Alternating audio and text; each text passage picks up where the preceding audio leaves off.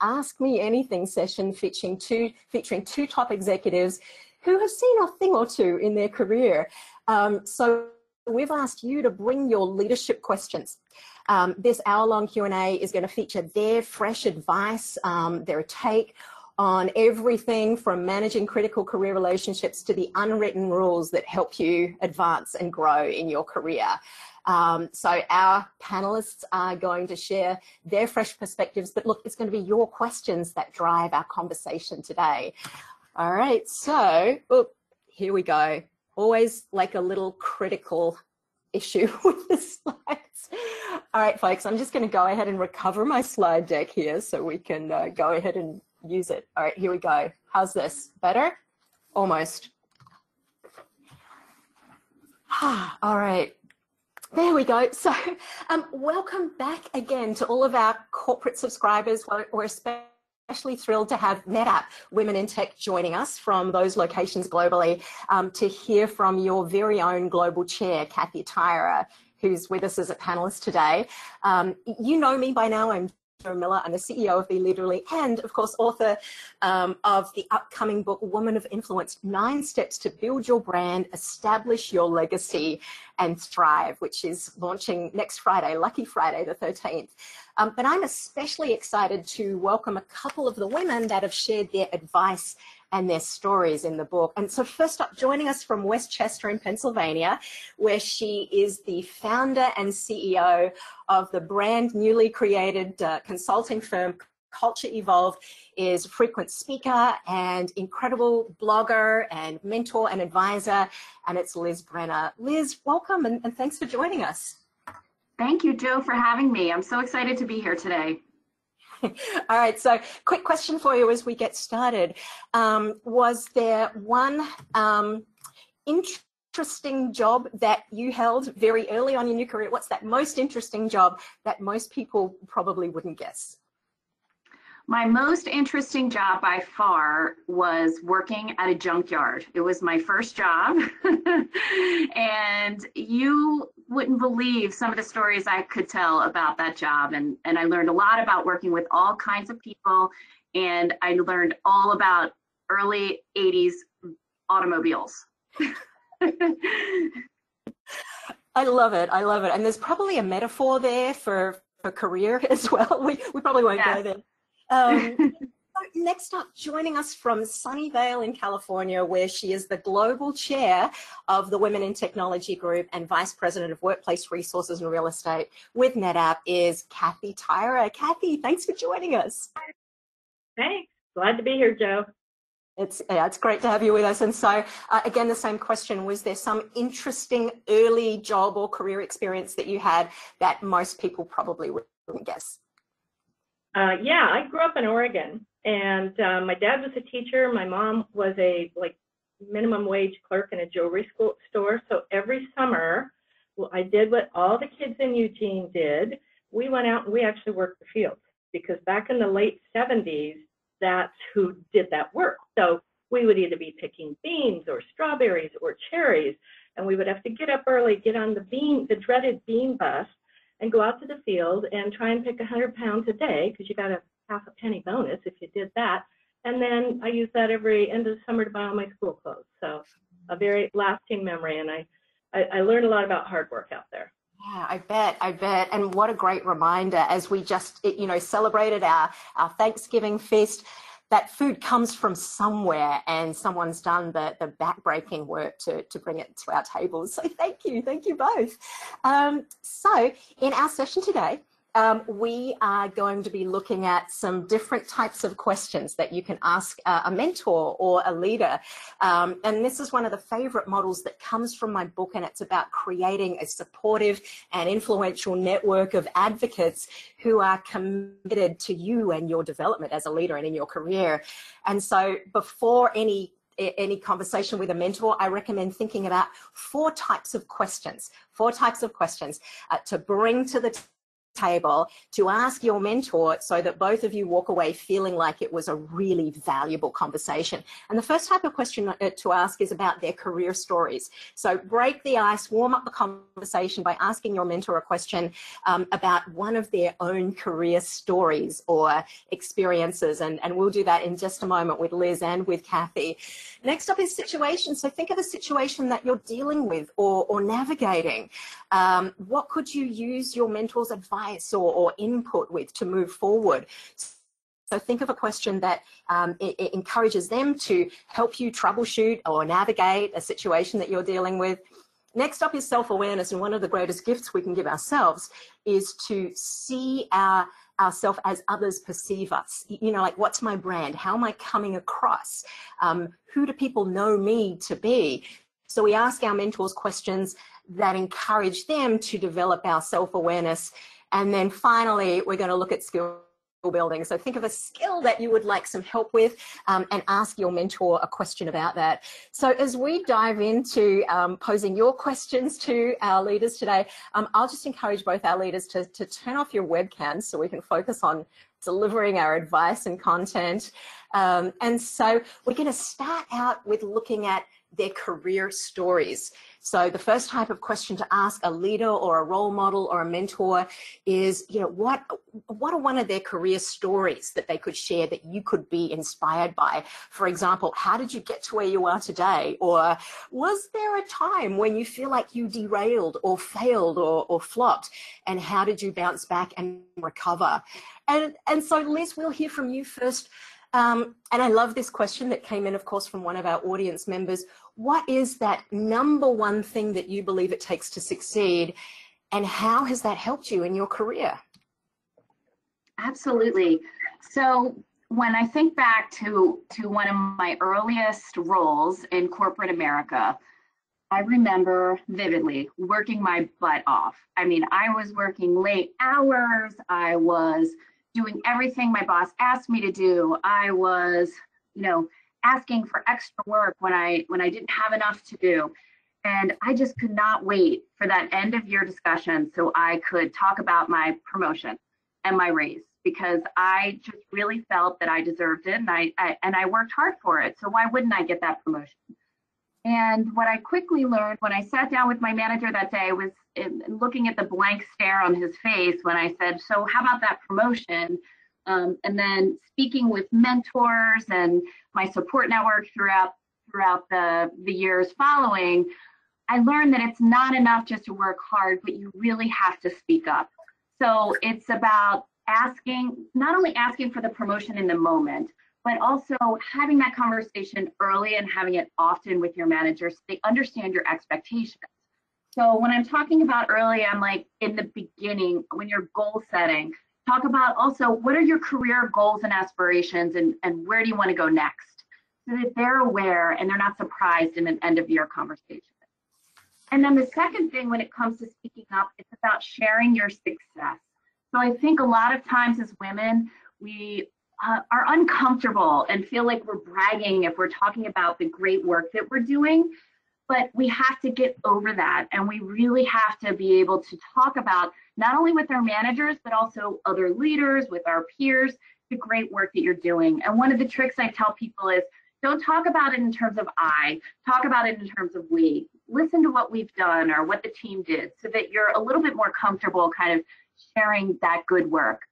And then finally, you have to speak up in meetings. So I come from a global company where we spend a lot of time on conference calls. It's easy to sit and multitask and kind of zone out, but you really have to be engaged in the conversation and make sure you have a voice so that people know you have something to add. And we don't have to talk for the sake of talking, but just try to participate and be present. I love Thanks, it. Joe. Such great advice. You know, one of those of you who have seen me speak about building your brand and making your value visible know how much I agree with everything that Liz just said. In fact, if you want to be visible, one of my favorite sayings is, don't get stuck with your head down and your tail up, you know, with your nose to the grindstone. Because of course, when you're working hard with your head down and your tail up, which part of you is most visible? And, of course, it's possibly not your best asset. So don't spend 100% of your time with your head down. Speak up and ask for what you want and make your value visible. So, Kathy, next let's hear from you and one of your career experiences. And one of our listeners has asked, how have you created work-life and personal life balance the more senior you get in your career? And she asked, is it even really possible? It is possible. And, my point is that you have to create your own balance. And it isn't going to be, perfect all the time. And if you go back to what Liz just said about working her butt off, you're going to have times in, your career, either you take a new job, you take a promotion, you're working on a crazy project, and you are just going to be all out for a long period of time. But when that is over or there is a lull, you need to give yourself permission to reset that balance. Work at home on a Friday, leave early every once in a while, and so what I see is people just assume they have to go from one full out run to another, and that really isn't necessary, and honestly, it's not good for any of us, right? So if you get that lull, I know a lot of people feel anxious about that, like, am I expendable now? Now what, right? What I do is I balance my time generally. I will leave, on time. I won't work crazy hours, but I'll also use some time at my desk, go and, look at TED Talks, do some reading, do some research, learn something new. But the other thing is you just have to decide what's important to you and preserve time for those things. So when I was younger in my career, I had a lot of really great girlfriends. But I honestly didn't have time to go out shopping, talk on the phone, do all these girl weekends to Vegas, versus my job and my family was more important. So that became less and less important to me as time went on. Now my kids are grown and I can do some of those things, or I can take on things like WIT. And so different times in your life, you change it accordingly, and you should keep reevaluating. And then lastly, one of the things that I've incorporated, and I travel a lot, and I always have, is I've tried to take my family with me sometime. So I'll take my husband. He does his thing while I'm working and doing dinners with teams, but we'll stay for a weekend. And we've been fortunate enough to see large chunks of the world that way. I don't always do that, but it also, he gets to meet some of the people I work with, and it makes him more vested and invested in what I'm doing as well. So those would be my tips. I love it. And Kathy, let me know when our girls' trip to Vegas is coming up. Okay. Liz, you want to come too? Yeah, can I get in on that? Possibly even related to that girls' trip to Vegas. Next question is for you, Liz. And one of our listeners has asked if you could describe the situation in which you made your biggest mistake, your biggest boo-boo, as I like to call them, those flopportunities. So what happened and how did you respond and how did you handle it? And of course, what did you learn?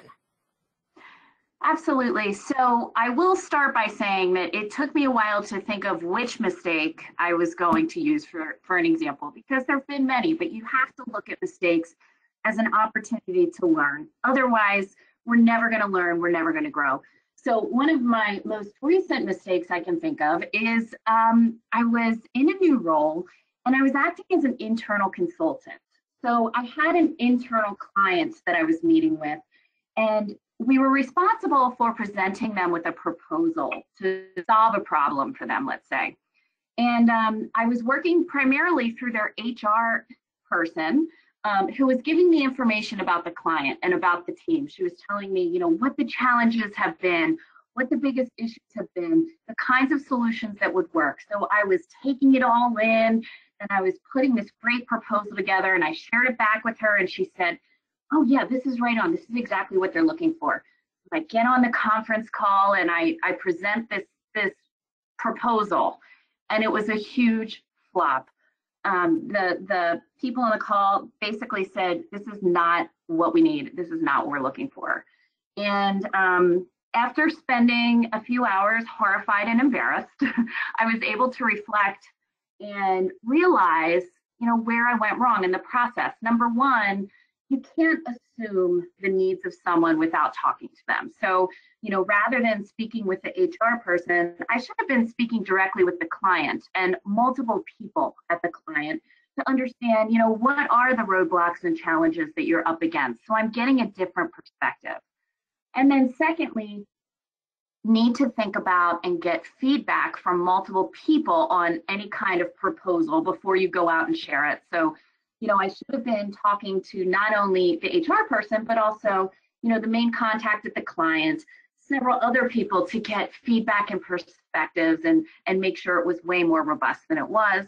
And then third, make sure when you're giving a big proposal or presentation or pitch that you have some supporters in the room or on the call, so that, they're there, they've already seen what you're going to present, they already stand behind you, and you have that support in the room. So lucky for me, I was able to kind of go to the client. I was very upfront and direct and say, hey, I'm sorry I missed the mark. I'd love another chance to make this right and do it the right way. And that's what I did. I talked to the right people.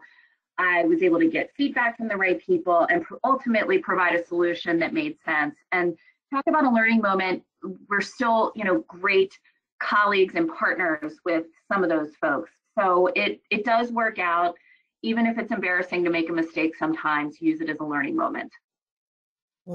Thanks for sharing that, Liz. I'm reminded of one of our previous speakers who said, never underestimate the power and the importance of the meeting before the meeting. So before you walk into the big meeting and deliver your pitch or your proposal, go to those influencers in advance, line them up, overcome their concerns, make sure you've got some supporters in the room.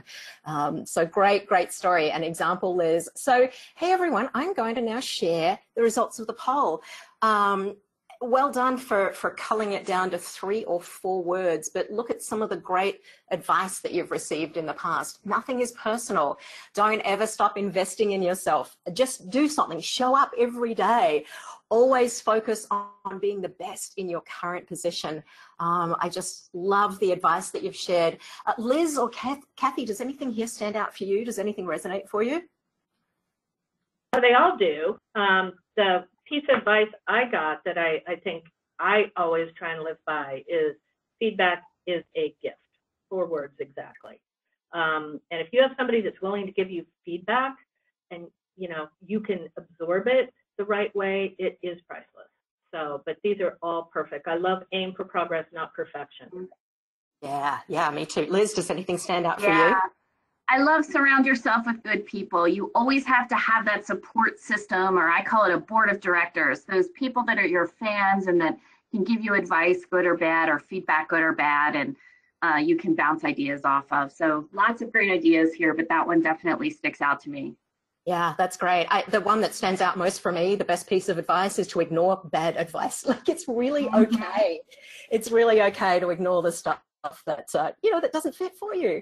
All right, so thanks everyone for participating in the poll. Keep that browser open because we'll have another one coming up later in the session. But let's go on to the second type of question to ask our mentors, those leaders, those role models, and it's to bring a situation to the table, a situation that you're dealing with or challenged by. Perhaps you have 2 competing career options, 2 paths you could take, and you're not sure which one is best for you. Or, maybe you tried to delegate something for the first time and it did not go well. So bring those situations to your mentors and get their input, get their feedback and advice. So Kathy, here's a great question that came in for you. What's your advice on how to say no to a job that you're offered that you know that you would just kill it at, that you'd be good at, but that would make you really unhappy? Sounds like someone's dealing with a really tough situation. How would you advise her? Well, I've had this a couple times. First thing is, I think you should always show acknowledgement for the consideration, right? Sounds like, and I've had this a couple times where somebody's come to you kind of out of the blue, and it's an honor for somebody to come and say those words to you. I'd like you to do this. So show the thanks about it. I'd say before the second bullet, I gave a little more thought to this, and I actually think you should ask for more information, because what may you may learn is that you may not like it now, but maybe there's something bigger behind it. They want you to go into this for 6 months or a year, and then after that, here's the next step. Or the business is pivoting in this direction, and you'll be set up to be in a prime spot. So I do think you should ask a little bit more about it. But say you go through that step, then you just really need to be honest about why you don't want to do it. But then I'll also offer, but I could help you in these ways, or do you need help? I could help you recruit. I could fill in the meantime. I could train the person. So, showing support in that way is really always helpful. And I have had, a former CFO who I worked for offered me a job, and it was going to be a role between the business and IT. And those groups at the time were not working really well. And it was an important role, but I just said, I just can't do that. And he said, why? And I said, because I just feel like I wouldn't want to get out of bed every day. And luckily I had a great relationship with him, and I could be honest. And the minute I said that, and he knew it was all my heart in that, he just said, no, I get it. And then, we went on to how can I help him? So, you've got to stay true to yourself is really the bottom line here. Oh, I love it. To be gracious, but also to be curious, because, hey, someone sees the leader in you. And so look at how else you might be able to help and collaborate. Thanks, Kathy. This is possibly one of my favorite questions in the session today. Liz, this one's for you. What should a person do if they really, really don't like their boss as a person? Well, I think we've all been there where it's either our boss or there's someone really difficult that we have to work with. I know I've been there. And, one of the things before we even talk about ways to deal with it is, the bottom line is you are not going to like everyone, and not everyone will like you, and that's okay. But we do need to figure out a way to coexist. The other thing I'll say about this is that it's not forever. Nothing's forever. I've never met someone that worked for the same boss their entire life. So just try to keep that in mind. I know sometimes you're in the weeds with things and it really stinks, but you've got to remember it's not a permanent situation, most likely. And try to use it as a learning opportunity. You're actually learning how to get along with different people and personalities. So one of the things, or a couple of the things I'd say in the moment is, number one, find some shared goals about work. So obviously, if it's your boss, you guys are trying to achieve the same goal, hopefully, with the customer in mind. So really try to keep things focused there. And as things get off track, go back to those and revisit those with your manager. We're still trying to do this one right thing for the customer. Second, I would say over communicate. I think when you're dealing with someone difficult, things tend to get lost even more easily in emails. So try to pick up the phone and get more FaceTime if you can more often, and just over communicate. And number three, I'd say find common ground. This is all about empathy and assuming good intentions in people. I know sometimes it's really difficult, but I remember working for someone in the past that I had a really difficult time with, but we were both parents. So that was something that we could kind of connect on and just try to find that thing and see where they're coming from, use empathy, and assume that, we're all trying to meet that common goal. Such great advice, Liz. I'm also reminded of a quote from another of our webinar speakers. It was Joanne Collins, and she said, you won't be friends with everyone at work. You just won't. So don't try to make friends with everyone. What you should work on, however, is building their trust. So don't be friends with everyone. It's probably not going to happen, but do build their trust instead. So Kathy, this next one's for you. How can a person advance or get a mentor or find a sponsor when they're in that latter stage in their career, over, say, the age of 50? Yeah, so I just think you should never be afraid to ask, regardless of your age. And I do think the question has some more overt overtones of general ageism in there. So, but don't be afraid to ask. And I think that, if you're told no or why, you should be ready to explain how having a mentor or a sponsor will help you be more successful and the business more successful. And I can use myself as an example. I'm 61, and my boss gave me the opportunity to go into this role several years ago, even though I don't have a strong background in WPR or real estate. You know, I'd run it briefly 15 years ago, but it isn't my core background. And the feedback he gave me is that, Kathy, you're a lifelong learner and you have a growth mindset, and anything I give you, you will figure out and do well at. And so I think, you know, if you're showing those traits in your, you know, professional career, I don't think you're going to get the barrier of people thinking you're too old to do anything. Now, it is always back of my mind, and I'm sure it is a lot of professional women, especially in tech or Silicon Valley, but I honestly have not seen it directed at me personally yet. So I'm always on the watch for it, but I have not experienced it. So just, you know, overcome it in your own head and march forward. Yeah, and you know, thanks for bringing it back to the growth mindset and being the lifelong learner, which of course there have been studies that have shown that that's one of the key traits that distinguishes leaders and people who are growing in their careers. So you're never too old to learn. So we've talked about two types of questions to ask a mentor. Ask them to tell their career stories. Ask them to help you navigate a situation that you're dealing with. And the next one, number 3 on our list of 4 types of questions to ask a mentor is, of course, self-awareness, where we ask our mentor to hold up the mirror to us so we can better understand how we're coming across and how we're perceived by others, and either own it and amplify it if you like what you hear, or, you know, use that feedback to, you know, to tweak your personal brand and your leadership presence if you're not coming across in a way that best fits you and your career and leadership goals. So next up, we're going to talk about self-awareness. And gosh, I love this question too. Kathy, someone has asked if you could share how to correct a less than optimal first impression. So we all know it's important to make a good first impression, but let's say you don't. What next? Yeah, so I mean, this is kind of, you have only a few options here. And, you know, depending on the situation, you may just want to acknowledge it, okay?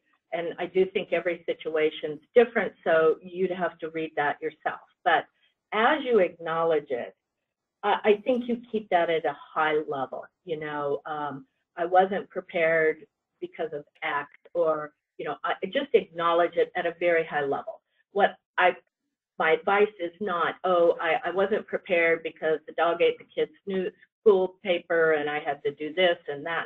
Do not, you know, fall on your sword and give the person 50 details they don't need, because you're only going to make a second bad impression with that kind of feedback. So you either acknowledge it, or, you know, you're just going to have to ignore it. Know they may have that in the back of their mind every time they see you, you know, at least in the near future. And then you will have to change it over time. Hard work, knowing your facts, strong presence, good follow-up, all the things that, you know, you want to do well in your professional career. So, you know, honestly, I could not think of any other option than these two. And I think you just have to, I'd love to hear if somebody had a better idea, but those are the two that, you know, I think are the most obvious. Yeah, I think you really named them. You know, through the coaching that I've done, I've seen women just make devastating career missteps, but bounce back relatively rapidly by owning it and acknowledging it, and focusing on that new impression they want to make, and just showing up, like you say, with the good work, the strong presence, and being really conscious in every moment that you're communicating and coming across in the way that, you know, you want to be known. It's that old truism that we teach people how to treat us. So, you know, retrain people, teach them to know you in the way that you want to show up and make that new impression. Gosh, I just love all these questions. I love this one too for you, Liz. So how can you make people accept you as their leader? So Yeah. how do you win people over and get acceptance? That's a tough one. I mean, there were a couple times in my career where I was kind of assigned to be the leader of the team. So moved from being a peer to being the lead of a team when a boss left or moved on. And it can be awkward and uncomfortable, but I think the number one is that it starts with trust. So keep your promises is huge. You know, make sure you're, you know, acting with integrity at all times. Be transparent. So don't be one of those managers or leaders who hoards information. If you're meeting with the boss's boss or the leadership team, bring that information back to your team and share it proactively. Be a servant leader. Make it your business to ask your team every day, what can I do to support you? You have to be their biggest supporter, and not only from a day-to-day perspective, but also from a career perspective. Don't be so naive to believe that, you know, your team is going to work for you forever. Ask what you can do to further their careers. What are their goals? Where do they want to do next? One of the big things when you start to lead a team is to co-create with them. And I love to co-create the vision and the values and the goals of the team, because that gets everyone rallied behind the same view and gets everyone working in the same direction. And then finally, be real. So be your authentic self. Don't try to imitate another leader. Don't wear, you know, a suit or dress like someone else. Be yourself, and also be willing to admit that you're not the smartest person on the team, and that's not why you're in charge. And that the beauty of a great team is that everyone brings something different and unique to the table, and be ready to capitalize on that. Mm. That's great, Liz. Thank you. You know, I really believe when we try to be someone that we're not, when we try to twist ourselves into a pretzel and emulate someone else's style, what we're really doing is canceling out our own. And so I think the bottom line there is that final bullet point: be real, know who you are as a leader, understand your strengths and authentic style, and then amplify those. And you know, people find that intriguing. People will be drawn to you. And of course, these are steps that you can take at any time in your career. You don't need that positional authority to, you know, step out and step up and show up as a leader. So, Kathy, this next one's for you. It's about conquering the fear of dealing with people, handling people that you suspect might be a better leader than you are, or that fear of managing people who are better than you. What advice do you have for this person? So when I saw this question, it just is so classic feeling of being the imposter, right? Somebody's better than me. What can I give them? Why am I in this spot? I'm probably going to fail. And that is much more common with women than men. And I think you really just have to say, I was put in this role, whether it's, you know, a true managerial leader or the leader of a team or group. You were put in there for a reason, and there's something that you can bring that they don't have, and you know, they can learn from you, and then jointly you and that other person or that other team can create a stronger team together. And I really am living this example, because as I said before, a couple years ago I rotated into this role of WPR in real estate, and it is absolutely not my core background. And the folks that work for me are pros. I mean, I have construction pros, I have real estate pros, safety and security people. And, you know, I think what I recognized very quickly is that they are really hard workers and they all know their stuff. But the team really didn't have a strategy. And there were several areas that they were not focused enough on, like our employee experience, and that, you know, they were more working 14 hours a day, ticket takers, task completers, versus partnering with the business. And so I've been able to bring that to the team, and they've never had it before. And I think the rest of the company is more appreciative of what the team does. They respect them more as a team. I hear that from the team all the time.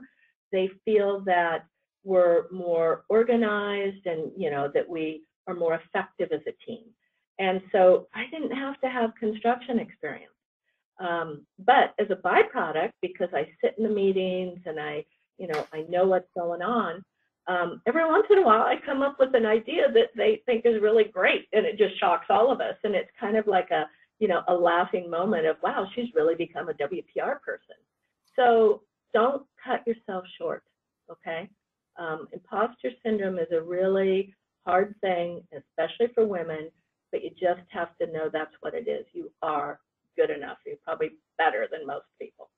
Mm-hmm. Yes, you are enough. And Kathy, thanks for naming it. I think sometimes just saying that phrase out loud, this is imposter syndrome, has you just take a step back from the situation and remind yourself that you are brilliant and you are good enough and you have your own style as a leader. So bring that to the fore. All right, so we've talked about stories, situations, self-awareness, and the final type of question that we want to ask a mentor or a role model or a leader for advice with is, of course, the skill building piece. So think of a skill that you're working on. For example, you might ask a question like, how did you become such a polished public speaker? Or you could ask, how can I strengthen my ability to influence without authority? So think about that skill and see if you can come up with a specific question you could ask your mentor. So Liz, one of the questions that came in for you is, what strategies do you use to help employees understand the necessity of driving change? Yeah, absolutely. So first I'll say change is hard, and usually change is constant. So we have to, it's like a muscle we have to work and really try to flex it at times. So when dealing with change, I like to speak about the head, heart, and hands. So first we have to help people understand the head, which is like the data, the logic, the facts behind the change. And then second, the heart, how do we get people to come to terms with the change and accept the change and understand why this change is happening and why it's important. And third, the hands is all about how do we help people understand what behaviors do they need to change to bring this to life, or what do they need to do differently in their daily role. So helping people understand these three things is really important. The second thing is, rarely a change is about one team or one person making a change. It's usually an organization, and it's usually a transformation. And with that, everyone owns it. Everyone has a stake in it. So we've got to get everyone involved, and that's from the top down and the bottom up. So getting our leaders acting as role models and talking about the change and being positive about the change, and getting everyone else kind of aligned and maybe putting an ambassador group together or getting a team together that is out there talking about the change and also addressing questions. Third, you've got to give people a voice, let people ask questions, have input, provide feedback, provide suggestions, because that's so important to getting people to accept change, is letting them be part of it and having a voice and a say. And then the last fact is, be transparent with change and make sure people have access to everything they need, all the materials, all the information, so that it's not something hidden that makes people feel uncomfortable. It should be something that's out there for all to see in most cases. What a great model, Liz. Thank you. And by the way, if people are looking for something to do in your group pick, how about this? Have some people touch the head, others the heart, and then finally be the hands of change. The head, the heart, and the hands is such a great model for thinking about how to lead others through transformational change. So next up, we have a question for Kathy. This one came in from our audience, and someone has asked Kathy, what are some techniques for working effectively with senior leaders who might have very different communication styles and different points of view and perspectives where they're coming from? So how do you, walk into a room and influence and lead with senior level people? Yeah, it's always a challenge. And I think it's kind of an art and a skill together. But back to the points that both Liz and Joe Matt said earlier about, understand who you're meeting with before you meet with them. So the meeting before the meeting, maybe they have a chief of staff or an admin. You could get to know their style. If you're in a group setting, meet with them one-on-one ahead of time. I do think it's always important to acknowledge that there are different perspectives in a meeting. That goes a long way. You know, you have to be prepared. Anytime you're talking to a C-level person, you had better be prepared. So don't come in and plan to wing it or not have all your facts. And this one here really is my my secret to success in C-level conversations. And I've used it with our current executive staff and at prior companies, right? A lot of times you'll be in these big meetings. They're not there by chance or accident. They are very powerful people. You know, many of them, shock, have big egos. And they like to have their own views, and sometimes they vent. And so I always give them that space in the room, and it's really hard. And I've seen other people go the opposite way, where they're, you know, trying to interject or argue or continue to make their point. And, you know, I've seen that happen, and the person next to me will whisper, boy, this isn't going well. They're going down in flames, right? I take the opposite approach. I get real quiet. I go, it's called my happy place. Like I'm doing, you know, Zen at the front of the staff meeting. And I just get real quiet, and they kind of wear themselves out. You know, it's hard to imagine, but a lot of times that's what happens. And then I just address anything that's left open and move on. I've done that with a lot of different groups, and for me, it works. It's hard to practice, hard to get used to, but that's my own personal style. And then lastly, which I didn't put on here, if you've got somebody that's just really a troublemaker, and you have a good relationship with them, I've pulled somebody aside after our biz reviews, which we have every quarter, every month, and just said, what the hell is your problem? and because I felt like you were very disruptive to me. And, you know, they were shocked. And they were like, oh my God, I didn't mean to do that. And I said, well, I just found that really disrespectful. And you know what, it never happened again. But that takes, you know, a lot of time and role and having those personal relationships to be able to do that. Right, building a foundation of trust and also knowing when you can speak up in that way. I love it, Kathy. And by the way, who knew that leading senior leaders can be a little like leading a group of toddlers? Go to your happy place, let them wear themselves out. Yeah. All right. Wow. Speaking of young people, families, toddlers, Liz, Brenner, how do you keep up with everything? How do you do all that you do as a leader, as a working mom? What methods can you recommend for others that want to define their priorities? Yeah, so I do have 4 children, and their ages are from 8 to 16. Luckily, my oldest just started driving, so it's given me a little bit of a break, but it's been tough managing that throughout my career. And I think balance is tough for everyone, whether they have children or not. So it's not just about kids, it's about having a life outside of work, having a partner, family, friends, pets, whatever the case may be. The first thing is all about finding your personal balance. And Kathy, I know you touched on this earlier as well, but you've kind of got to define for yourself what balance is. Your boss isn't going to give you work-life balance. Your company's not going to give it to you. You have to define it for yourself and set boundaries. So one of the things I like to do is block my calendar, whether it's a Friday afternoon, no meetings or no conference calls, so that you can kind of catch up and strategize and, you know, read those articles and research. That's always a good thing to do. Another thing is to build your support network and ask for help. So, you know, there's times when you just kind of have to take a step back, take that vacation, recharge, reach out to someone, ask for a hand, whatever the case may be, but don't be afraid to ask for help.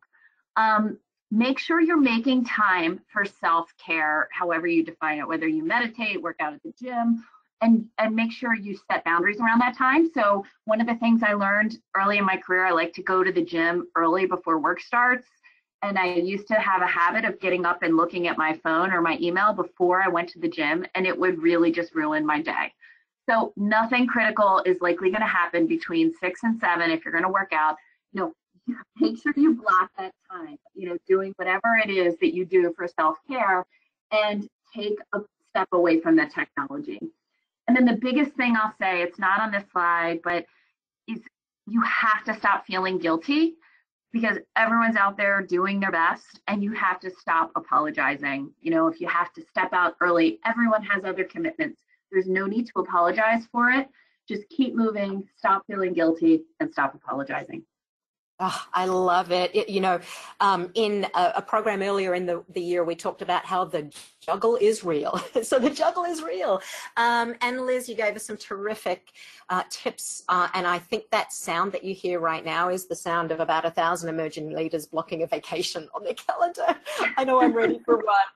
All right, it's that girls' trip to Vegas. And so with that, everyone, I'm going to ask our speakers to bring your webcams back up again. We'll move to Q&A in a moment. Kathy, we might see you going to your happy place right there while we wear ourselves out. So we have our 4 types of questions to ask a mentor to make sure that that time is valuable for both of you, and so that those mentoring relationships can extend for years to come, so that you never leave feeling like you've wasted that mentor's time. Of course, first we're going to ask them to share some of their career stories. Next up, share a situation that you're dealing with and ask for their input so you can navigate more effectively. Then, of course, self-awareness. Your mentor can hold up the mirror to you so you can understand how you're perceived and better tweak that leadership presence. And then finally, think about a skill that you're working on. Ask a skill building question. Now, I know whenever we talk about the value of mentors, there's always a handful of you that say, okay, I don't have a mentor. How do I get a mentor? And I'm going to recommend using this model of the 4 types of questions. So find someone who's a role model that you admire. Ask, could we meet for 30 minutes and because I have some career-related questions I'd love to ask you. And if they say yes, prepare these 4 types of questions, and you'll probably have a really valuable conversation. And look, if it goes well, you can ask that person if they'd like to follow up and meet again, maybe on a quarterly or a regular basis. So boom, just like that, you've got a mentor. So share this model too with those that you're bringing up along with you. So if you're mentoring others, hand this model to them so they can take complete ownership of the relationship. All right, I see some of you have discovered our latest poll and have started to plug in your answers. That's really awesome. If you haven't, pull out that device again, open up a browser to pollev.com/leaderly, and let us know what's one nugget of advice that you've heard from Kathy or Liz tends to put into action. There's no word limit this time, but I can tell you if you keep it to 4 words or less, it's much more likely that we'll read it out. So go ahead and take the poll. Let us know what's that nugget that you're taking away at pollev.com/leaderly. And wow, we're all about asking questions today, and we've had so many terrific ones come in. I'm going to start first with you, Liz, because we had a couple that I think might be ideal for you. And then Kathy, I have a couple kind of stacking questions for you that are about switching from doing to supervising to executive level, but we'll come back to you in just a moment with those. So Liz, of course, the question that's on everyone's mind, and this one was sent in by one of our audience members. How do you not pass up on career opportunities when you're starting a family or when you have young kids? So how do you navigate that situation? Well, this question comes up a lot when I talk to folks, and I really feel like you should never pass up an opportunity and let your family hold you back if it's something that you really want to do, because I feel like you always can find a way to work it out on the back end, whether it's trying to get some flexibility or, you know, whatever you need in terms of support. But I don't think you should hold yourself back if you're thinking about having a family or just because you've had a child. A lot of times my promotions have come right after maternity leave, or, sometimes it's hard when you're going back to work and starting a new thing, but those are the moments that we grow and evolve, and you can always ask for help and support. Thank you. Thanks. Kathy, this question is coming from Adrian, and Adrian wants to know, how do you move from being a doer to more of a manager? And I know in the book, Kathy, you shared a story about how you were one of those kind of get it done operations, like hands-on. So what were some of those tools and tips and advice from moving from being the doer to now overseeing others? Probably a lot of mistakes. I mean, I pity the poor woman that took my job as an individual contributor when I was promoted to her manager, because I really didn't have the training at the time, and didn't have role models or people to talk to. And, I thought I had been the best at that.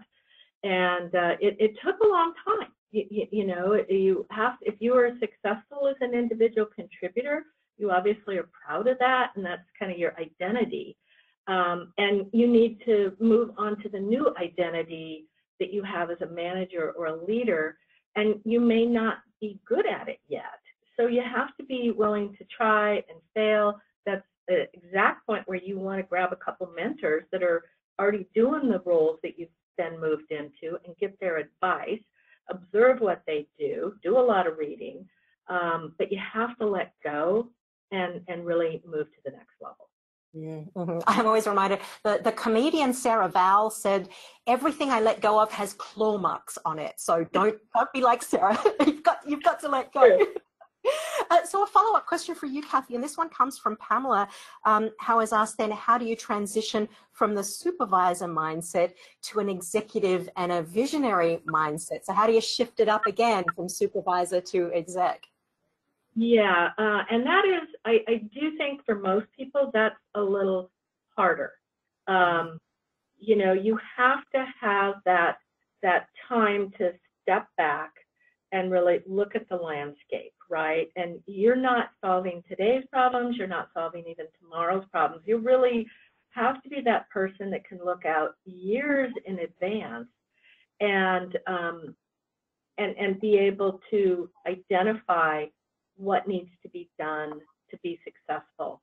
I think if you're part of an executive team that is open and shares goals and is aligned culturally and operationally, it makes it easier. And I've been really lucky to be parts of teams like that. But it really is that you're not going to do that work. You're the big thinker, and you're the long-term person, and you're the strategist. And you're the one thinking about the future long-term of your employees and your talent. And, it's a very different mindset. And some people honestly aren't going to like that kind of work. Yeah, got it. And so while I pull up the correct poll responses here, just briefly, Liz, someone else has asked, can asking for promotions or raises too often be detrimental to your growth or not? When's the time to push for these, and when might be the time to back off? I think sometimes it can be detrimental. I think you have to have an awareness of what the culture is within the organization in terms of timing. So a lot of times it's, you have to be in your role for 2 years. I mean, that's not always set in stone, but just understand how it works at your office and make sure you're having those conversations around career growth with your manager so that there's always that open dialogue and you can kind of build on the discussion and figure out, you kind of have to sense what makes the most sense for you. Thank you. Well, look, thanks everyone who sent your questions in for today's conversation.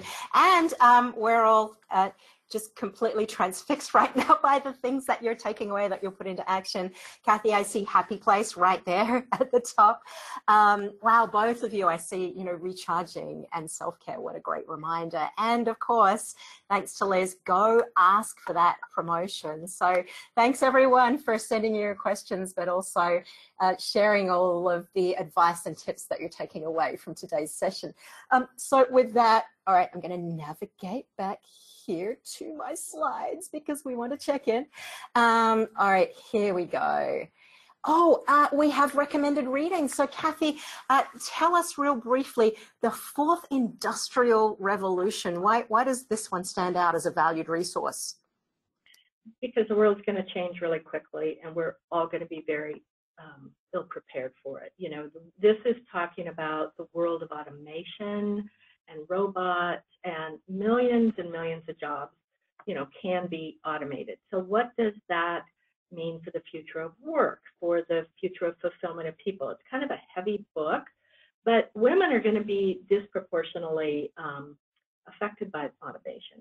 And so I think the more that we understand what's coming and can skill ourselves up for it, we'll be in a better spot to, you know, see this happen. So that's why I think it's a good read. Not fun, but good. Yeah, but important. And Liz, tell us, Mean People Suck by Michael Brenner. Any relation there? Yes, this is a plug for my husband's book, but it's actually really relevant to some of the topics we talked about today, because it's all about empathy and how we can bring that into the workplace and how it can impact our leadership and just make us happier people. Ladies, get you a man who will write a book about empathy and how mean people suck.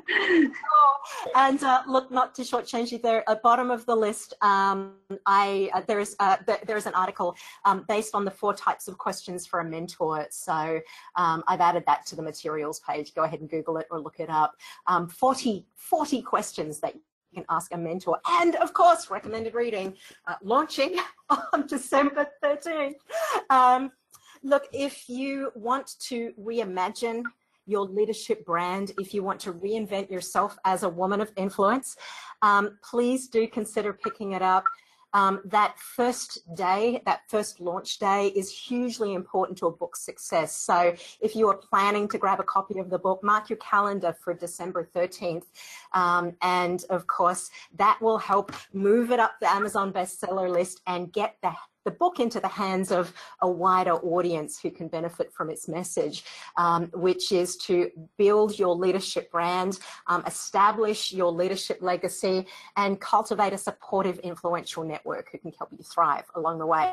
And not to forget, lift others up as you climb. So we're going to be sending out an email blast later in the day with ways to get involved in the book launch. If you'd like that, plus the slides from today's session, just go ahead and send a text. Oh, and I put the wrong number there. Okay, cancel. You want to send your text to 33777. So text the word leaderly to 33777. Sorry about the typo. Oh, sorry, 33777.